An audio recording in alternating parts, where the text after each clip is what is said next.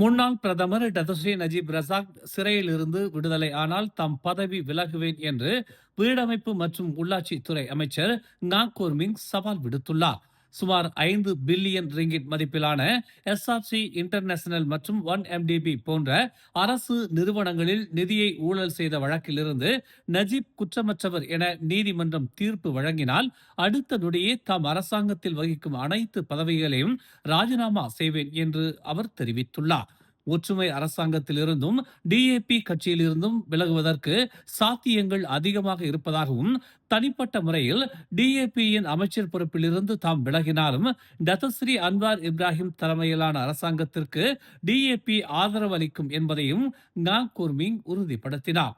ஆனால் ஊழல்வாதிகள் விடுதலை செய்யப்பட்டு விட்டார்கள் என்பதற்காக டிஏபி அமைதியாக இருக்காது என்றும் சட்டத்தின் மூலமாக மீண்டும் ஆதாரங்களை திரட்டி நஜீப்பிற்கு எதிராக வழக்குகளை டிஏபி மேற்கொள்ளும் என்றும் கோர்மிங் தெரிவித்தார். அமைச்சர் பதவியிலிருந்து டிஏபி விலகுவதாக இருந்தால் நஜீப் விடுதலையாகும் வரையில் காத்திருக்காமல் இப்போதே பதவி விலகட்டும் என்று அம்னோ துணைத் தலைவர் டதஸ்ரீ முகமது ஹசான் டிஏபி அமைச்சர்களுக்கு பதிலடி கொடுத்துள்ளார். ஜொகூர் தேர்தலுக்கும் நஜீப் விடுதலைக்கும் எந்த ஒரு தொடர்பும் இல்லை என்று அவர் தெரிவித்துள்ளார். ஆனால் டிஏபி அமைச்சர் கோர்மிங் தேவையில்லாமல் அம்னோவை சீண்டி பார்க்கிறார் என்று வெளியுறவுத்துறை அமைச்சருமான டதஸ்ரீ முகமது ஹசான் தெரிவித்துள்ளார்.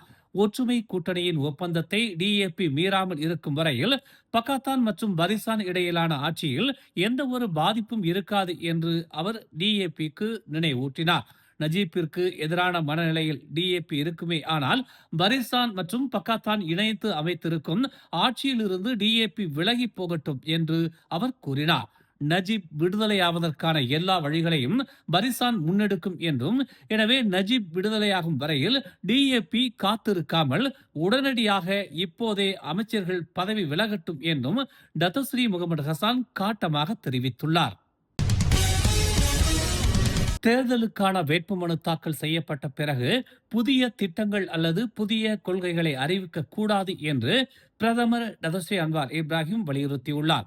1954ஆம் ஆண்டின் தேர்தல் குற்றங்கள் சட்டத்திற்கு இணங்க இந்த விதிமுறை அமல்படுத்தப்படுவதாக அவர் கூறினார். மேலும் தேர்தல் பிரச்சாரத்திற்காக மத்திய அரசு மற்றும் மாநில அரசு அல்லது உள்ளூராட்சி அமைப்புகளின் அரசாங்க எந்திரங்களை பயன்படுத்துவதும் முற்றிலும் தடை செய்யப்பட்டுள்ளதாக பிரதமர் தெரிவித்தார்.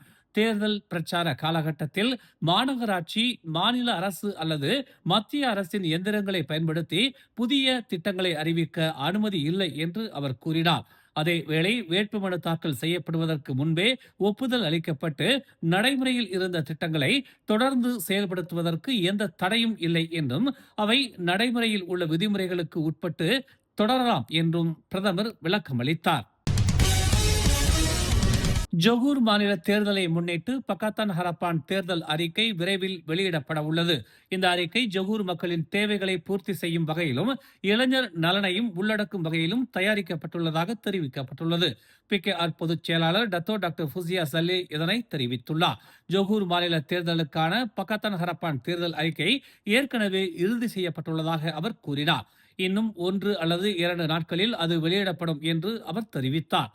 இந்த தேர்தல் அறிக்கை ஜொகூர் மக்களின் விருப்பங்களையும் இளைஞர் நலனையும் கவனத்தில் கொண்டதாக இருக்கும் என்று துணை அமைச்சருமான அவர் தெரிவித்தார். தேர்தல் அறிக்கை பக்காத்தான் ஹரப்பான் தலைவர் மற்றும் பிரதமர் டதஸ்ரீ அன்வார் இப்ராஹிம் மூலம் அதிகாரப்பூர்வமாக அறிவிக்கப்படும் என எதிர்பார்க்கப்படுவதாக அவர் கூறினார். நாட்டில் 60 ஆண்டுகள் ஆட்சி செய்தவர்களும் நடுவில் வந்தவர்களும் ஒன்றும் செய்யவில்லை என பெசாமா கட்சியின் புக்கிட் பத்து சட்டமன்ற வேட்பாளர் தமிழி கோபால கிருஷ்ணன் அதிருப்தியை வெளிப்படுத்தியுள்ளார். ஊழல் செய்தவர்களுடன் கை ஒழுக்கியதும் நண்பர்கள் செய்த ஊழலுக்கு துணையாக இருப்பதையுமே சகித்துக் கொண்டு இருக்க முடியாது என்று அவர் குறிப்பிட்டார். நம் இனத்தை கேவலப்படுத்தினார்கள், நம் மொழியை கேவலப்படுத்தினார்கள், நம் கோயிலையும் உடைத்தார்கள் என்று அவர் குறிப்பிட்டார். இதெல்லாம் மாற்ற வேண்டும் என மாற்றத்தை கொண்டு வந்தாலும் மீண்டும் அதே நிலை தொடர்வதாக அவர் கூறினார்.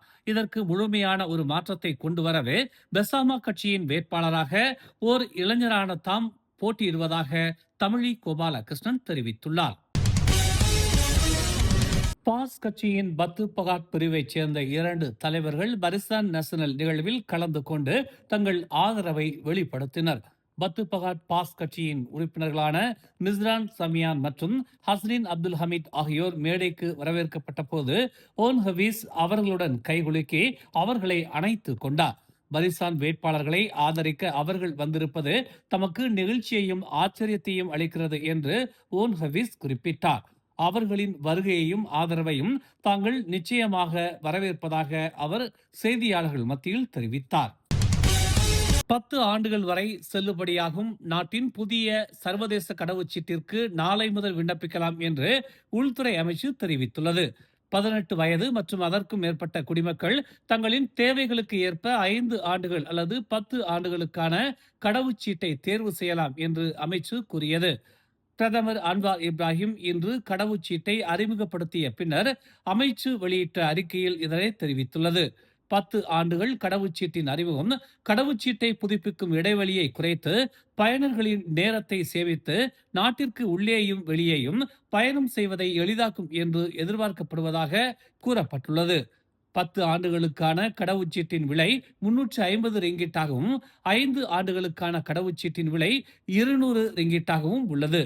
இந்த புதிய கடவுச்சீட்டில் 94 பாதுகாப்பு அம்சங்கள் உள்ளதாகவும் பல சிறப்பு அம்சங்கள் உருவாக்கப்பட்டுள்ளதாகவும் தெரிவிக்கப்பட்டுள்ளது. மேலும் செய்திகளை தெரிந்து கொள்ள தமிழ் மலர் இணையதளம், தமிழ் மலர் செயலி மற்றும் மலர் டிவி யூடியூப் சேனலை வலம் வாருங்கள். எங்களோடு இணைந்திருக்க மலர் டிவியை பதிவு செய்து கொள்ளுங்கள். உறவுகள் மகிழ்ந்திட விருப்பம் மற்றும் பகிர்வு சேவையை சொடுக்கிடுங்கள்.